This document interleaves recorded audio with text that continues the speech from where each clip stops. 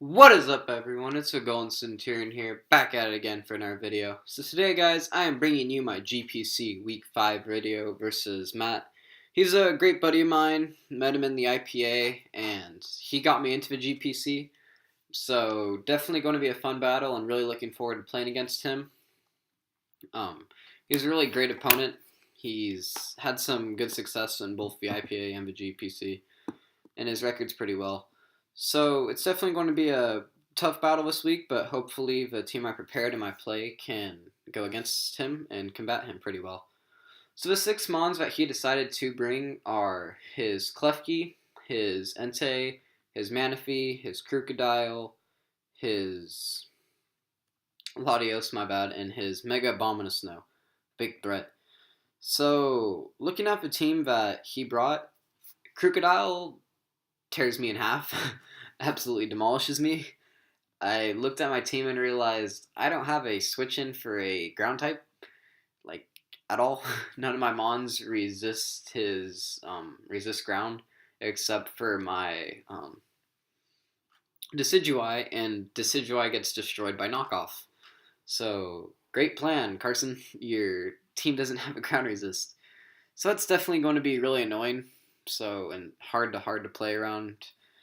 But I will have to do my best and make do. Hopefully it doesn't come into play, as I do have some threats but for his team. But definitely going to be an uphill battle versus Crocodile, and something I'll have to consider when I make my free agents. But with that said, looking at my team, I decided to go with a tad bit of a unique team. I have my Stealth Rocking, Focus Sash, Endeavor, Accelerock, Taunting, Lycanroc. I have a pretty bulky um, Incineroar with U-Turn, Darkest Lariat, Flare Blitz, and um, Knockoff, I believe.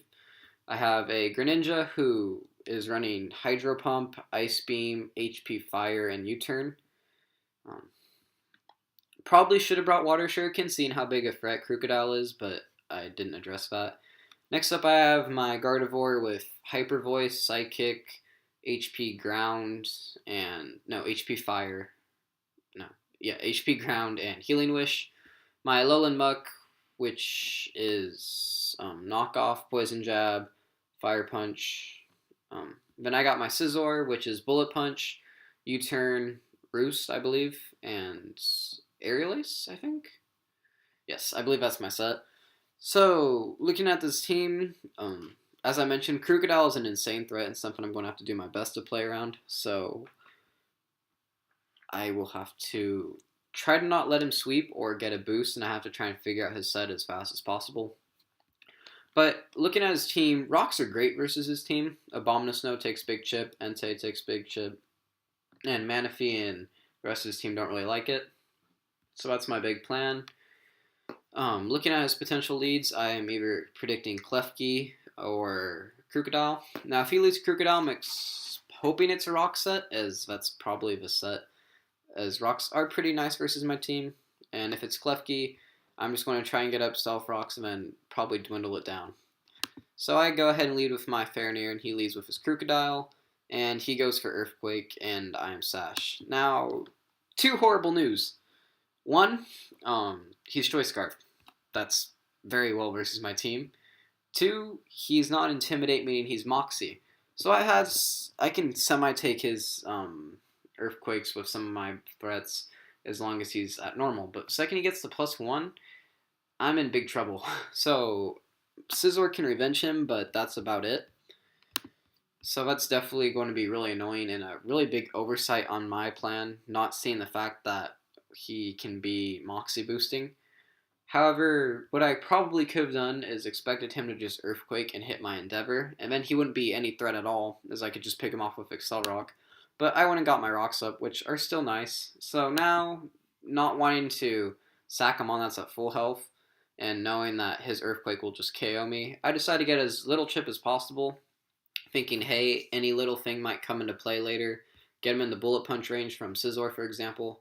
So I just go for an Accelerock, and it does 15, revealing that he's just a standard Choice Scarf set. Is he picks me off with an Earthquake and gets a big Moxie boost. So now I go out into my Scizor, hoping to pressure him out as I go for a U-turn. He goes into Manaphy, and this U-turn does a huge chunk of change, 40. So after Never Rocks, he dies to U-turn. Now I go into my Gardevoir.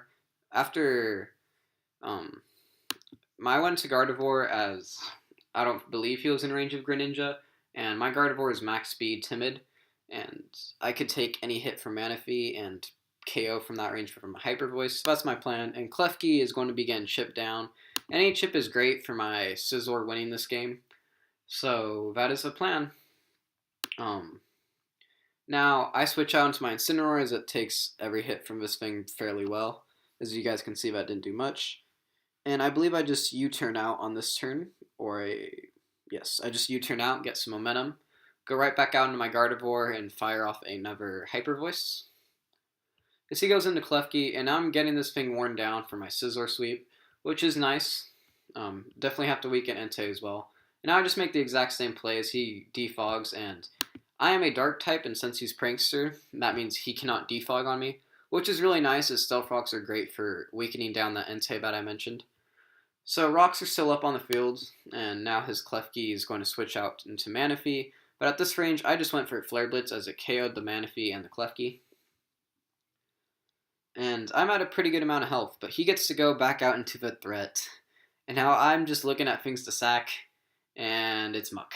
I'm sorry, Muck, you've done great for me, but my Gardevoir can pressure this thing, my Greninja can pressure this thing, Scizor pressures this thing, and my Incineroar is really good for the Klefki still. It's pretty decent versus his Entei.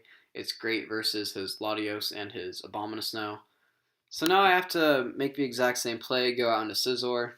Thankfully, Krookodile is getting a little chipped down by Rocks, but not much. And that U-turn will probably put him in range of my HP Fire not my HP Fire, my Hydro Pump, but it wasn't, and he goes for Play Rough and misses, which is huge as, because of my investment, I'm out of range of an Earthquake, but after Play Rough, I of course am not. So I decide to be a nice guy, and I go for Gunk Shot here, as I don't want to win by hacks, nor do I enjoy hacks at all, and I let him get off the Play Rough. So had I not let him do that, I'd be in a great spot, but I figured I just would, and Conscious felt better. But sadly, since the Play Rough did go off, I am in range of an Extreme Speed, and I just let him hit it. Now I go out into my Matty Brawlick, as he misses a Stone Edge, which is unfortunate, as I get off a Darkest Lariat, but after one Darkest Lariat, as you guys could see, I live a Stone Edge, of course. He was in range of my Psychic, so not the biggest of news. As after, however, what it does mean is I can go into my Scizor and click Bullet Punch since he did miss. So the difference is being in Gardevoir instead of Scizor. So now he gets to go into his Latios, and I'm expecting HP Fire, so I go ahead and switch right out into my Mega Gardevoir, as that does happen, and I live easily. And he reveals the tech. So I checks, I live every hit, but I do not live a Tectonic Rage, which is really unfortunate for me. Now, I live this HP Fire, and I KO him with U-turn. However, that's the end of the road for me. As you guys can see, my Bullet Punch does not do nearly enough, as Earthquake picks me off. So, some things that I should address are, 1, I set myself up for this by not having enough prep for Krookodile. While Krookodile did have a great matchup versus my team, I still could have had some better checks. I could have brought Decidueye that way versus a Choice Scarf set. At least he had to lock himself into Knockoff or Earthquake over Muck. I could have brought a Choice Scarf on my own, and I probably, in the face of this big threat, I probably shouldn't have gone for Rocks and should have gone for Endeavor. However, he played well, didn't make many mistakes. Had I gone this Krookodile weakened a little bit, Scizor potentially could have swept, but Matt played really well, and he got the win today. So guys, I am now 3-2 at +1 differential. Definitely learned something from this team, that you need a ground resist as well as some dedicated bulk, which my team lacks. So I will definitely be making some free agencies when the period comes up. Playoff picture, I'm still looking pretty decent with a 3-2 positive differential. I still believe I'm in the playoff picture as of right now. But it does make the path a little bit harder as I am not as separated from everyone else. But guys, this was my GPC Week 5 really fun battle versus Matt. He played extremely well. He brought in Crocodile when he needed to, and it was a really fast-paced game. It only went like 20-something turns. But let's see, how many turns did it go? 20, 21, or 22. So great game versus Matt. Thank you all for watching. I will catch you all next time. Peace.